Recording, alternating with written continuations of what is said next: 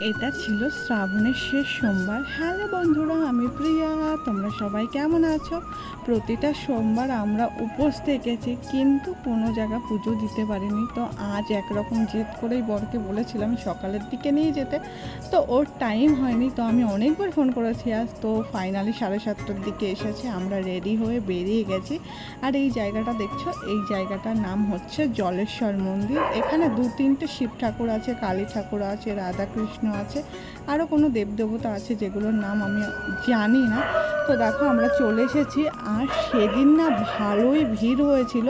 আমাদের ওখানে শ্রাবণ শেষ হয়ে গেলেও এখানে কিন্তু এখনও শ্রাবণ মাইনা চলছে। ওদের এই মাসে শ্রাবণটা শেষ হয়ে যাবে।